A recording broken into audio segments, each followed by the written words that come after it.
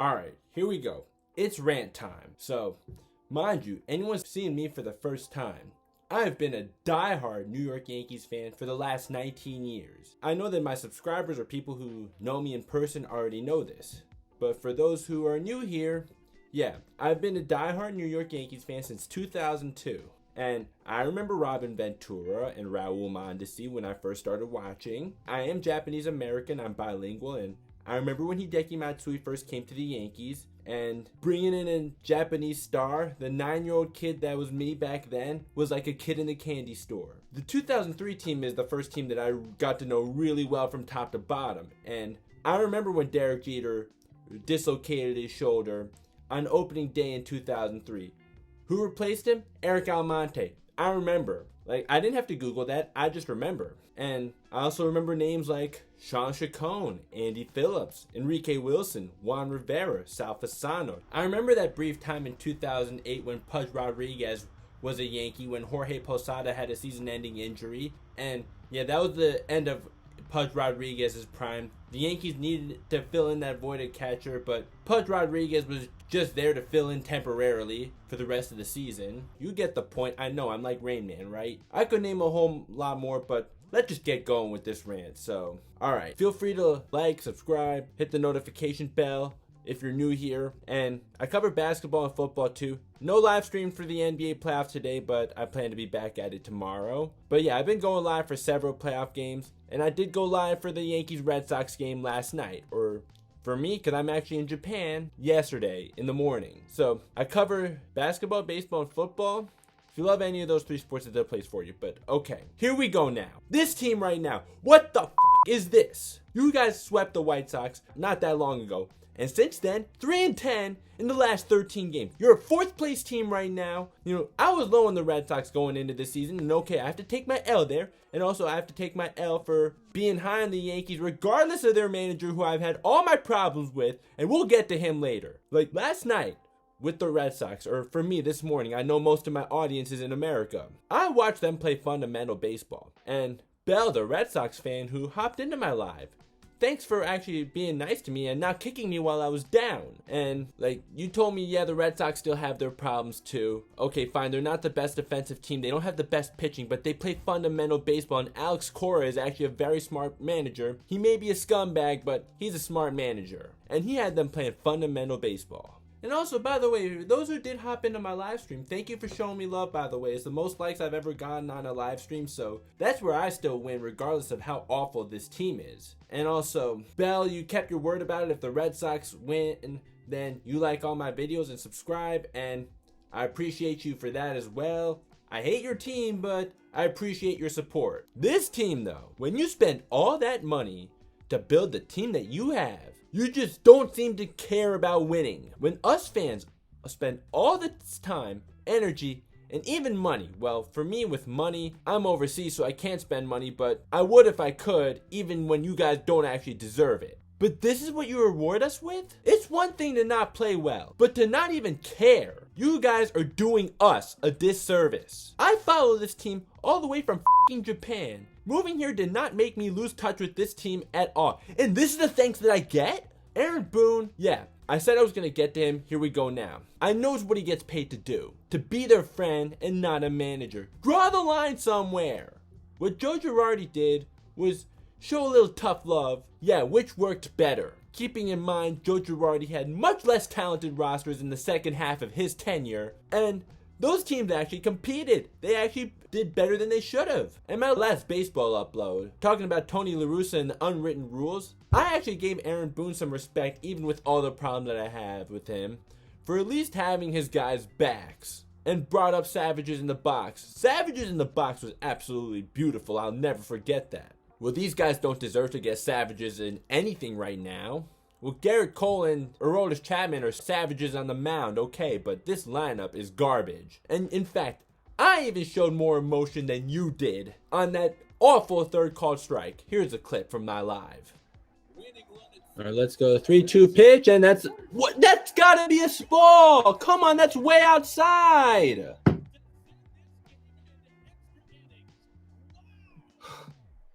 That's trash. Do I have any tattoos? No. And I'm probably never going to get one, but Bro, that's some BS. It was way outside.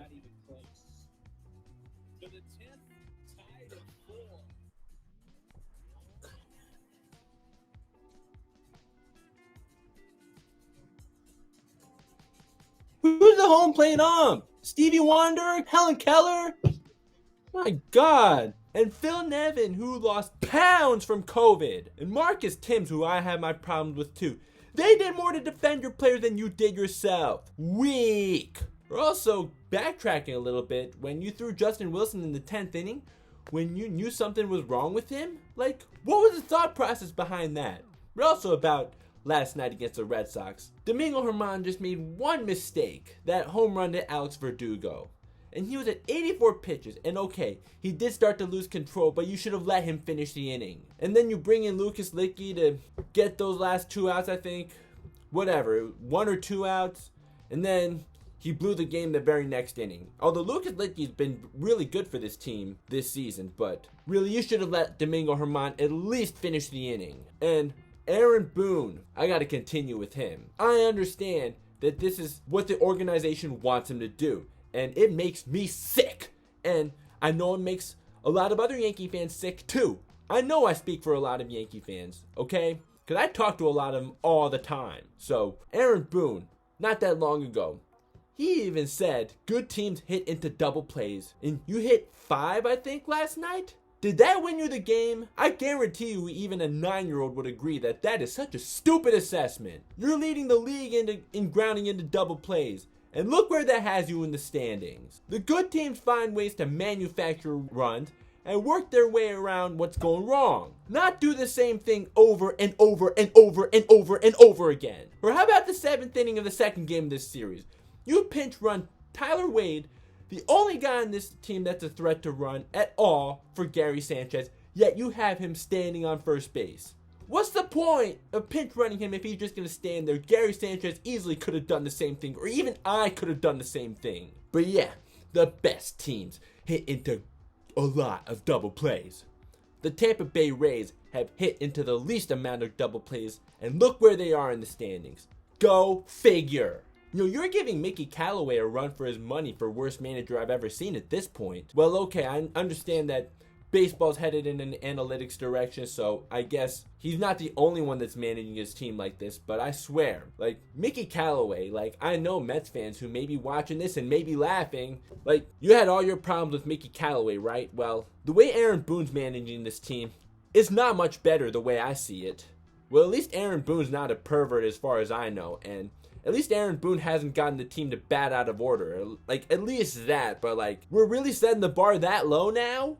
The pitching has actually been great, and Jameson Taillon, yeah, the ERA looks really bad, but when looking beyond that, you'll see that he is actually better than his ERA would indicate. He's had some bad luck, but, you know, we have an ace in Garrett Cole, and Aroldis Chapman's been absolutely lights out all season long. And Domingo Germán's actually had a very good season. Corey Kluber, until getting injured, was doing really well, even threw a no-hitter. But this offense, let me just pull things up from Instagram, and be sure to follow me. The link to that and all my other social media are in the description, by the way. What the hell is this? Also, for those who like advanced stats, this team is 17th in WRC Plus and 20th in WOBA. Now I'm going to get on to the players now. I'm going to start with Aaron Hicks, even though he hasn't played in a while. I really liked you since 2017, but you really let us down this year. And, like, how are you so made out of glass? And it didn't take Luke Voigt long at all to be back on the IL. And Kluber's on the IL not too long after his no-hitter. Like, aren't we so much more advanced than ever before in medical treatment and training? Yeah, you guys dropped like flies. And Giancarlo Stanton, you were playing at an MVP level, but then, of course, the inevitable happened, and then as soon as you come back from the IL, yeah, you've been doing horrible lately. This team just doesn't look like they want to be there, and it's insulting. In 2009, Nick Swisher really lit up the clubhouse, and we also had AJ Burnett with the pie in the face for walk-off home runs during post-game interviews. That team was not only talented, and had great balance of lefties and righties, and even had some switch hitters like Mark Teixeira and Nick Swisher. But you know what else? They also had fun. But you know what? I don't even know if I really want to blame the players anymore. Because This is the organization that just wants them to manage themselves and have a manager that won't show them any tough love and just be a f***ing statue on the steps of the dugout all f***ing game long. Only Aaron Judge and recently Gleyber Torres have done well for this team's offense. And you know what? Gary Sanchez has actually had an alright month of June. But until he really can stay hot for a whole month, that number 24 jersey is staying in the closet. And that was something that I was so glad I kept after Robinson Cano left for Seattle when Gary Sanchez came up in 2016. Gio Urshela has been a little bit above average at the plate, while still great defensively. But a little bit above average isn't good enough for what you did the last 2 seasons. And even DJ LeMahieu, the last guy we expected to disappoint us on this team, and here we are now. He's been terrible. I was so happy when DJ LeMahieu re-signed.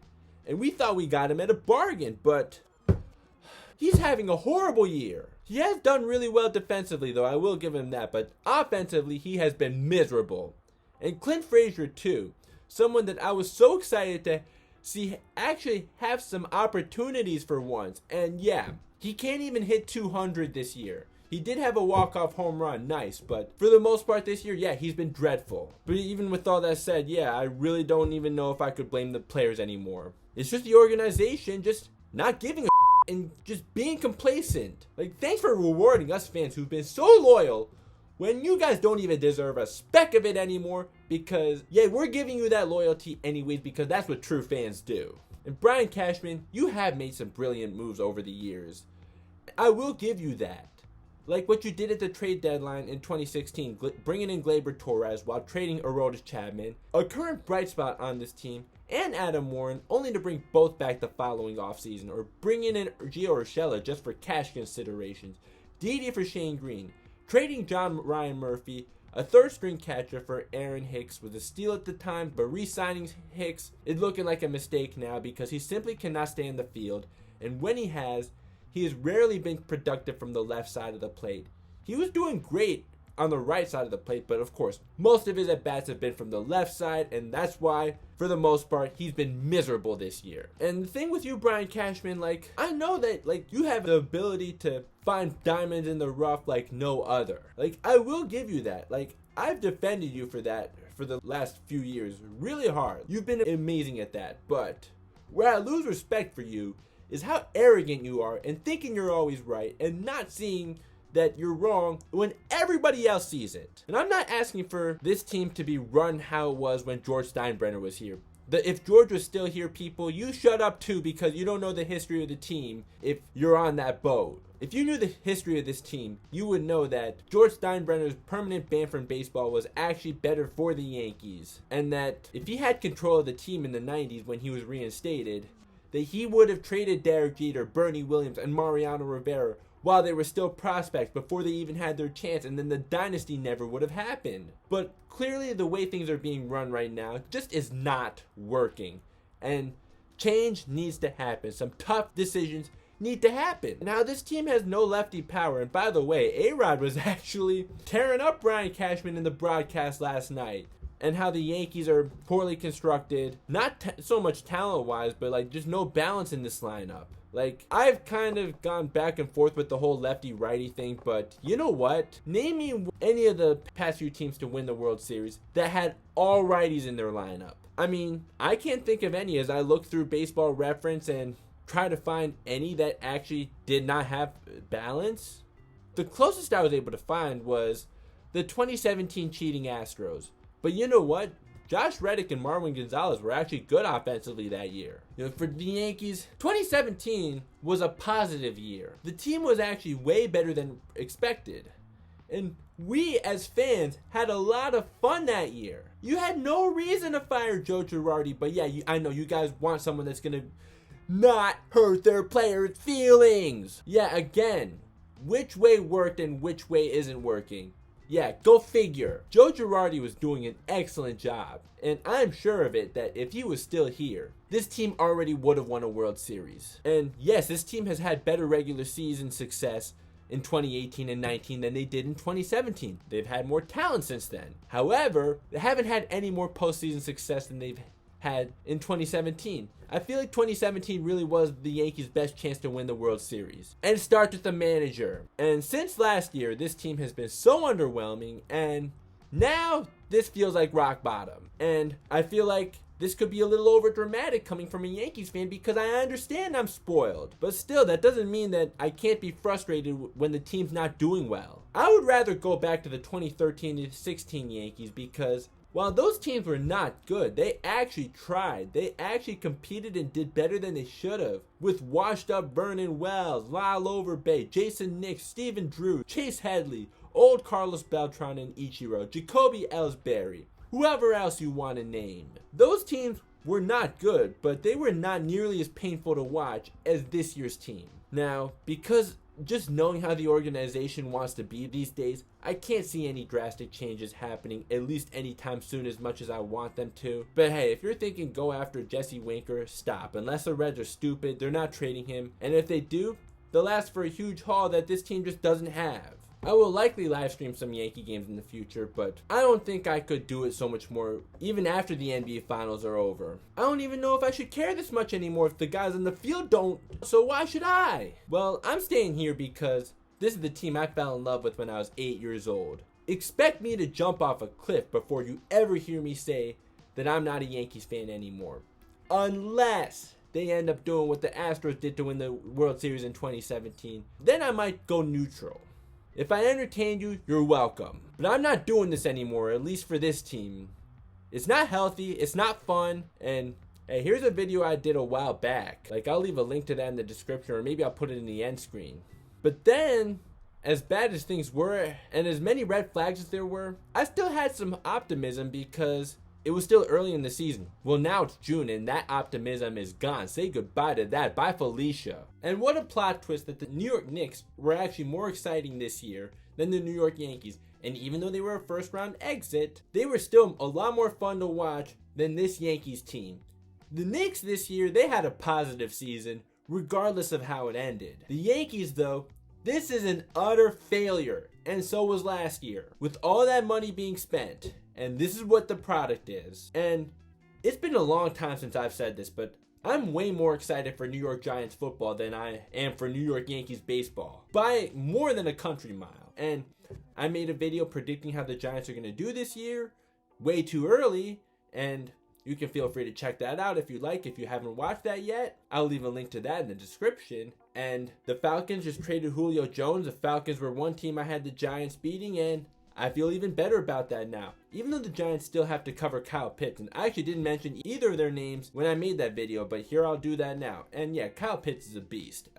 I think he's going to have an immediate impact for the Falcons. But them trading Julio Jones just made me feel even more confident about the Giants beating the Falcons. I may make a video on that later on, but I'll promise you that it's not going to be today or tomorrow. That's my rant for today. All right. Like, comment, subscribe, notification bell. Let me know what you think.